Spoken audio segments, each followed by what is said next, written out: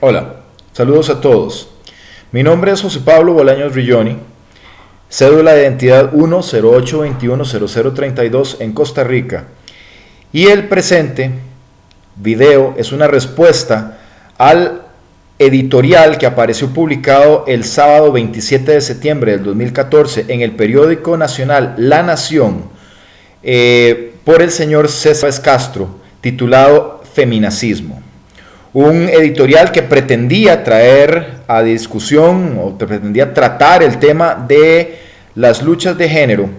pero lejos de informar al público sobre el estado actual de las luchas entre los movimientos de género o traer a discusión algunos de los temas relevantes en esa temática, el único objetivo que ese editorial cumplió fue el de transmitir una opinión muy personal que tiene el señor Castro acerca de las personas que utilizan o acuñan ese término, el término feminacismo. Considero necesario dar una respuesta a ese editorial porque es demasiado lo que el señor Castro y el mismo periódico La Nación le quedaron debiendo al público con esa publicación o en esa publicación. Más aún, al público que está realmente informado acerca del estado real de las luchas por la igualdad de género en Costa Rica y alrededor del mundo. Y como todos sabemos que el periódico La Nación es una publicación seria que pretende alejarse de líneas de edición amarillista y sensacionalista, rellenar todos los espacios vacíos que quedaron en ese editorial y ofrecer algunas aclaraciones me parece muy pertinente. Lo primero que hay que hacer, o lo primero que hay que ofrecer es una rápida referencia al origen y el significado del término feminacismo. Ciertamente, como lo plantea el señor Castro, la primera persona en utilizarlo fue el profesor de economía de la Universidad de California en Davis, Tom Hazlitt. Pero no fue para burlarse de los colectivos feministas que buscaban una mejora en las condiciones de vida de las mujeres en los Estados Unidos a mediados del siglo pasado. No. Fue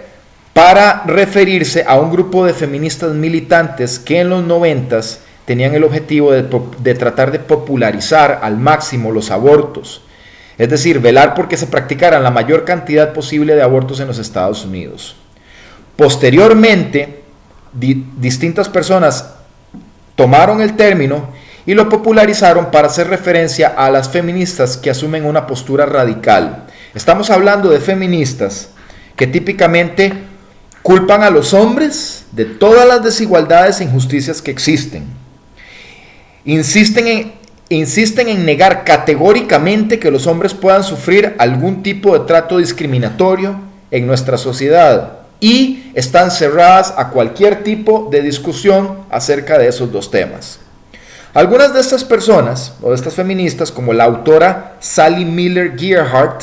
incluso han llegado a proponer la disminución de la población masculina o el aborto selectivo de hombres como una solución para todos los problemas de la humanidad. De ahí que se haga entonces la asociación entre feminismo y nazismo. Lo segundo que amerita una aclaración es que no todas las personas que acuñan el término feminazi, que hacen uso de ese término, están de acuerdo en absolutamente todo. Mientras que puede ser, como lo plantea el señor Castro, que algunas de esas personas preferirían que los modelos de relación entre hombres y mujeres permanezcan iguales que los de hace un siglo,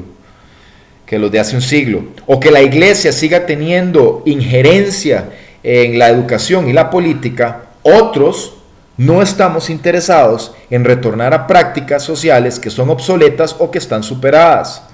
Lo único en lo que probablemente concuerdan o que tienen en común todas las personas que utilizan el término feminazi es que el movimiento feminista no es lo que aparenta ser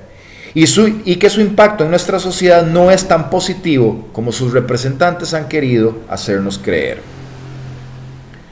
El movimiento feminista aparenta ser un movimiento por la búsqueda de igualdad. Y en nombre de esa supuesta búsqueda de igualdad ha promovido acciones abiertamente discriminatorias en contra de los hombres. Por ejemplo, la ley de penalización de la violencia contra la mujer en Costa Rica define como violencia ciertas cosas, como por ejemplo humillar las humillaciones, humillar a la pareja, siempre y cuando sea un hombre quien las da y una mujer quien las recibe. Un delito castigable con 2 a 4 años de cárcel, más que algunos crímenes severos. Sin embargo, los estudios realizados en el país desde hace más de 20 años ya demostraban que las mujeres son quienes más agreden emocionalmente, emocional y psicológicamente, y que cerca del 40% de las víctimas de agresiones suelen ser hombres. No existe una ley que ampare al varón en igualdad de condiciones ante la ley. Todos estamos de acuerdo en que el hombre que agrede es un miserable, sí, pero no en que el hombre que es agredido es un maricón si no se defiende o un criminal si se defiende. En eso jamás, señor Castro, vamos a estar de acuerdo. Como no vamos a estar de acuerdo en que todo hombre que sufre de malos tratos ha hecho algo para merecerlo. Las feminazis serían, entonces, las mujeres que han promovido y siguen promoviendo la idea de la discriminación positiva, es decir, la idea de que toda forma de discriminación en contra del hombre tiene que ser buena, porque ayuda a las mujeres a lograr un balance más justo en la sociedad.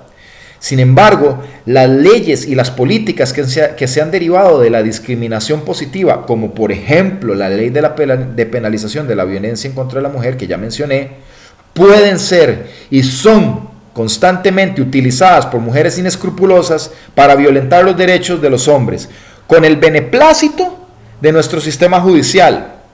y de la sociedad que se hace la vista gorda porque no desea conocer la realidad. Yo he conocido, por ejemplo, casos de hombres que han sido desahuciados de su casa por una medida de protección impuesta por un juez, después de que su mujer lo acusó falsamente de violencia doméstica,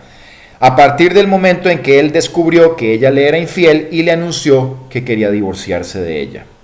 Y esos casos son cada día más y más frecuentes, pero la sociedad en general insiste en tratar esto como si fuera un tema tabú. Y eso es un efecto directo de la discriminación positiva, eso es un efecto directo de la ideología de género, eso es un efecto directo del feminismo, que no es lo que pretende ser. Por tanto, si nosotros vivimos o no vivimos en una dictadura de género, señor Castro, al margen de lo que usted pueda creer o al margen de lo que crea yo, es un tema que está completamente abierto a discusión.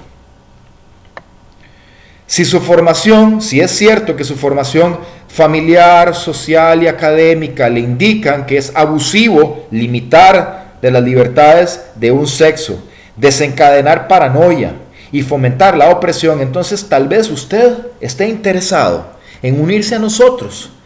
para cuestionar por qué solamente a los hombres se les castiga por los actos de violencia intrafamiliar y se barre habitualmente debajo de la alfombra el hecho de que las mujeres son quienes más frecuentemente agreden a sus hijos. Tal vez usted también esté interesado en unirse a nosotros para cuestionar por qué los juzgados de pensiones persiguen como criminales a los hombres que por falta de trabajo no pueden pagar la totalidad de la pensión,